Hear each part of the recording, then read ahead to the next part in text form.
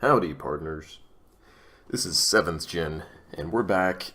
It's been quite a layoff, but we're back. We're going to start providing some more content again there in YouTube. And today, what I'm going to be reviewing for you guys is a game that I had in the Atago the other day, yesterday, I believe, actually. And I'm not a particularly good cruiser player, but the game started off didn't start off very good for our team or for me, but we were able to recover and win, and I think that the game kind of demonstrates some of the important uses of things like cover and concealment, especially in a cruiser. So what we do to start this game is I head off towards sea. And one of the things that I do like to play is I do like to play destroyers. And so I'm going to kind of play this a little bit like a DD. I'm going to move into the sea cap and see if I can help out our destroyers. What I did not anticipate is I did not anticipate that the enemy team's battleships would also try to push up very close to the sea cap. And that obviously is going to make things really scary for a cruiser player. So what I'm doing right now is I'm just kind of seeing what my detection range is and my gun range is. I don't play a lot of cruisers these days, so I don't remember. So I'm heading into the sea cap now, and I see a Fletcher and I see the Akatsuki in front of me. And you also forgive me, I'm having a beer while I'm recording this, if you hear any pauses. So the Akatsuki and the Fletcher are going up ahead of me. Akatsuki's about to head into the cap. Our Miyoko there, I was a little bit concerned earlier that he was not loaded into the game yet. He's now loaded in. So things look okay for now. Oh, and yes, by the way, I am pink. Somebody ate some torps that they didn't have to. And it's kind of starting off kind of slowly. I do see that we are capping, and then the Sims pops up right there on the screen. And our Akatsuki already goes ahead and he smokes up. So I'm not really sure exactly what to do at this point, but I know I want to get into that cap. And there's the Sims again. I know I want to shoot at him. He's behind that island. Usually when I see enemy destroyers behind islands, especially in this cap, on this particular map, I feel like I have to push in because they're just going to hide and never come out, and then you're not going to ever be able to shoot them, and obviously you have to shoot them to kill them. So I start to slowly make this turn right here, and this Edinburgh, I'm not entirely sure what he was doing. I took some shots at the Sims. I think that those all hit the mountain, though. I thought he was going to stop and smoke there, and oh, looks like we did get one hit, but he starts to back up. And that kind of confused me because I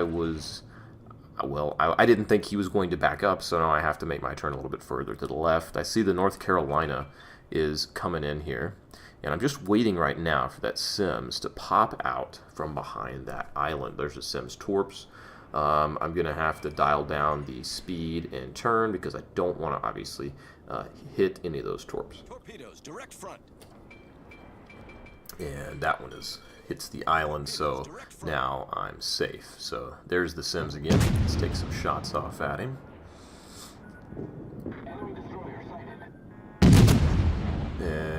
And then the Udaloy pops up on the screen right in front of me. And I realize, you know what, let's take him out next. But, well, unfortunately, those shots are going to miss.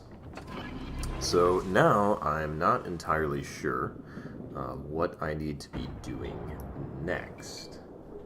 So I have to look around quite a bit and see what I can do. Oh, somebody did pop up right there. It was the Sims. Let's see if we can get some shots off on him this time. And we hit this stupid island. Well, that really sucks. So what I'm going to do now is I'm going to drop some torps towards him, and hopefully we can either make him turn, or maybe he'll eat torps. Take some shots off in the meantime, and that might be some of the worst aiming I have done in my entire life. We did manage to get one hit, so I guess at least it wasn't completely terrible. And then now the Sims had to turn back. He had to dodge those torps. Now he's broadside, fully spotted by me. He's done. So the Sims is out. Sims is out, and I'm trying to figure out what to do next. I see the North Carolina back there, and it's kind of I'm a little bit scared. This is where things start to get hairy. I see this NC. He's less than 10 kilometers away from me. That is, generally speaking, where you don't want to be in a cruiser versus a battleship. The Edinburgh is taking shots at me at the same time. I'm trying to see if maybe I can line up some torps or something, so let's go ahead and get those off. And I also need to get back into the cap, because we still don't have the sea cap right now. And things are not looking so good right now. 2 of our destroyers are dead. Or excuse me, not 2 of our destroyers, 3 of our cruisers are dead. The enemy team's DDs are down. But the ACAP team is dropping like hotcakes. So I see this Iowa over here. He's kind of reversing. I'm going to try to take some shots off on him. And I see this Bismarck. He's asking for some support. So I'm going to come over here and see what I can do to help him out. So there's the NC that was concerning me a moment ago. So I'm going to try to get some shots off on him. Maybe I can start a fire. That'd be awesome. Unfortunately, one of our DDs just died to torps. I believe those were Edinburgh torps. And we did get some hits on that guy. No fires, though. And this is where I, for probably 30 to 60 seconds, had no fucking clue what I needed to be doing. And was very scared. So I'm just going to shoot at any target that's available. So for example, the Atago here. And the Edinburgh is shooting me with his freaking AP. And he's not doing a whole lot of damage in each salvo, but boy, does the rate of fire hurt when it's all said and done. And in the meantime, I'm also getting reset. The cap is getting reset. So I'm trying to back up.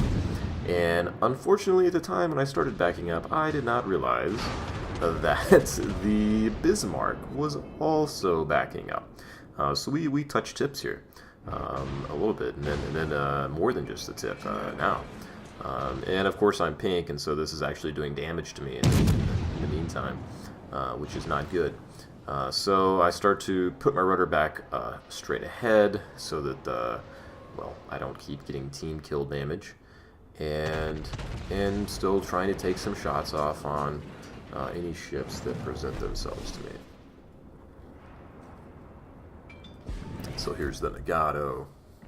It's also fairly low HP. If we can get a fire on him, that would be great. And at this point I've done very little damage. The Edinburgh is still hiding behind that stupid island. There, we finally got a fire on that Nagato, and he's gonna die. So now I see the NC is coming back up. He's coming back up around here. And I'm trying to keep the island between myself and the Edinburgh. I'm going to try to torp the NC. And I've also got to be aware that the NC, again, under 10 kilometers, I will be spotted here. So I'm going to try to get over to that island right there on the right before the NC realizes that I'm here. And he knows I'm here, and so what I'm doing is I'm turning and I'm playing with my speed a little bit to try to throw his shot off.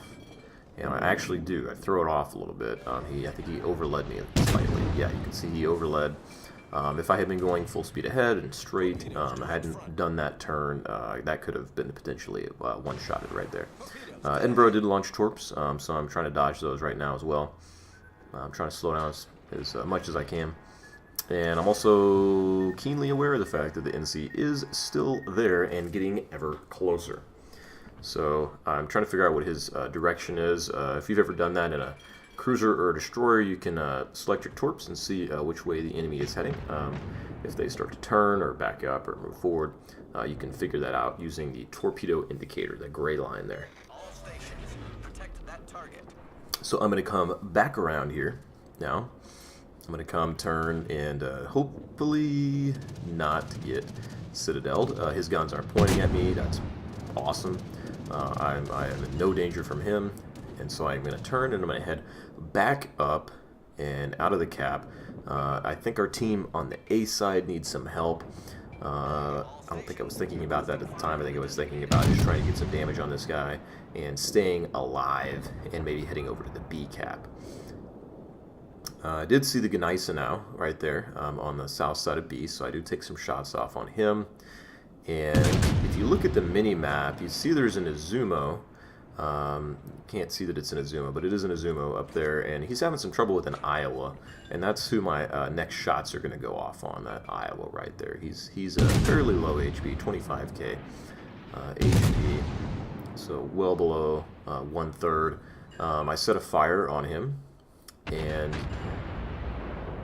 2 fires with that salvo. And then the beauty of the cruiser begins to come into play. And this is especially true of the IJN cruisers. The fire chance is just unreal. The HE damage is just unreal. So he's put those 2 fires out. That Iowa put those 2 fires out. So I'm trying to figure out who my next shot's going to be. And it's going to be on the Iowa. So again, our Izumo is struggling. He's struggling with the Iowa. So I'm trying to help him out. Iowa's only got 6k HP now. Remember, he's used his damage control. So if I get a fire with this salvo, there it is, he is going to burn and he is going to die. He's also trying to repair, but that will not be enough. I just got a fire, his damage control's down. I'm still using my HE shots to get HE damage on him, and he's going to die and the Izumo is going to survive. So while that happens, I turn and head back in to use this island for some cover against the enemy team that is pushing in from the A and B caps. And I get some shots off of Atago before I squeeze behind this island. And the chap takes some shots at me, and that's why I went behind the island, is to use that cover. So we now have a little bit more of a favorable situation. We have a number of enemy battleships, 2 enemy battleships that are low HP, and that is where I'm going to try to be aiming my shots, generally speaking. I think I do take a shot on the Chappa here in a moment, though. Yeah, if we can get the enemy BBs down, that will set it up for us to win the game. So I take some shots on the Gneiss. And that Edinburgh, oh, he just had a freaking hard-on for me this whole game. It was insane. Yeah, I think he shot at me quite a bit. Here's the Chappa. Chappa's broadside. Let's get some HE shots on him. At some point, I probably could have gone AP a number of times in this game and might have done a little bit more damage. But it did stay HE, and that's okay. HE is very powerful in the IJN cruiser, especially the Atago. So here's the Atago. I'm going to get some more shots off on him. And remember, he is low HP. He is trying to heal up right now. Let's see if we can get some fires, and let's see if we can burn him down. I'm protected from the Gneiss and the Edinburgh and the Chappa by that island. Again, making use of cover. Our Akatsuki's going to die. I'm going to try to drop some torps that direction. I don't anticipate that the Chappa is going to get hit by them, but maybe. Maybe. At the very least, it might make him have to turn or hold still or something along those lines. Gives him something else to have to think about. And I drop torps again. So here's the Chappa. Take some shots off. I do decide to go AP here. He is broadside, and he was sailing me broadside earlier, so I kind of thought, you know, this guy, he seems like he's probably going to want to stay broadside, so let's do that. Now, I don't get to use that AP because somebody else takes a Chappa out before I get to use those shots, but that's okay. So let's fire on the Gneiss, and let's load my HE back up. Now, the interesting thing here is that the Gneiss has no idea that those torps are coming. They were not set up for him, they were set up for the Chappa. And he is going to eat one here in a second. And we're just securing this. At this point, I realize the game is probably won. That Gneiss is now outnumbered. It's 5-2. And he's pretty much screwed. He's going to eat a torp right on the bow. Takes damage, takes a flood, and then he's got 700 HP left. So one salvo, just a little bit of damage, and that's going to be night-night for him.